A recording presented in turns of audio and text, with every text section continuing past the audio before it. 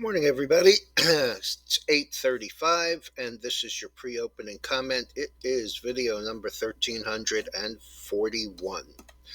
Okay, Asia is up, Europe is up. We, on the other hand, are selling off. At 8 o'clock, the Dow futures were showing up 200, currently up 84. This is kind of a replay of yesterday. Nasdaq was up 60. It's now up 48, and the S&P was up 22, and it's up about 16. The Dow sell-off is partially involved with Walgreens, which is down a buck and a quarter or so on the news that they're not going to sell their Boots subsidiary. So that's a bit of a disappointment. Okay, just touch on a couple of things from last night. Robinhood, as I mentioned, and FTX said that they were talking, or Robinhood said they were talking, I guess, and FTX came out and said, well, we've talked about it, but we're not in active talks with the company. We've talked about it internally. So Robinhood, which got up to 927 on that news yesterday, at the close, and it closed at 912, up $1.12 or 14%. This morning is back down at 875, down about 37. So, it didn't look like a good idea regardless. Okay, Nike was all over the place. They beat top and bottom line, talked about inventories, and the stock actually went from down on the day at the close. It had been 113.30 up to 80, currently trading back down to 106.55. Last is 108, down 230. In the financials, we had the stress test results the end of last week, and based on that, Goldman Sachs, Morgan Stanley, and Bank of America are increasing their dividends. So is Wells Fargo, the company that loves to screw its customers every chance it gets.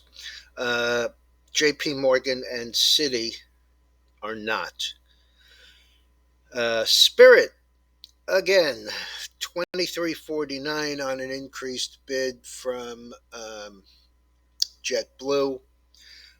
The stock is, like I said, it's up 92 cents, which is 4.1%, and that's the opinion on the street is that that's a deal that just cannot happen, will not happen.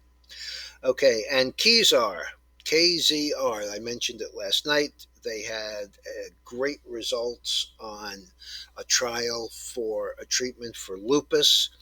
Stock traded as high as 12. It had closed around $6 and change, and right now is trading at $11. That's up 522 or 90%.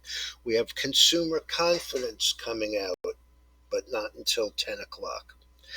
And there are some Case-Shiller numbers coming out around 9 o'clock, but I wanted to get this done early. Okay, in the futures, commodities, grains, all of them up with the exception of soybean meal. The oil is back up $1.35. It has been a little bit higher, has been up about $2 and change. Nat gas is up a little. Gasoline is up almost 4 cents. Heating oil is down 2.5 cents. The gold is basically unchanged. This is a strange one because these things are not really moving together. And Dennis and I have had a bunch of talks about this. And there are different things that are motivating buyers and sellers here. By the way, Dennis is up about 80% year to date, and we do have a little bit of room left. We've picked up a couple of accounts, people who called, and I sent them their information, and they sat on the phone and talked to Dennis and came away, opening new accounts. So, but the thing is here that the gold has been not acting as well as, for example, the silver on a day by day basis. One day silver's up, gold's down, the next day gold's up, silver's down.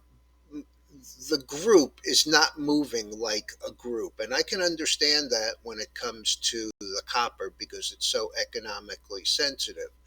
Um, but in order to have a real strong market in either direction, either a strong market to the upside or a weak market to the downside, these things have to start to move in unison because precious metals are precious metals. Platinum should be moving with gold and silver, not necessarily with the copper. Palladium is used in catalytic converters.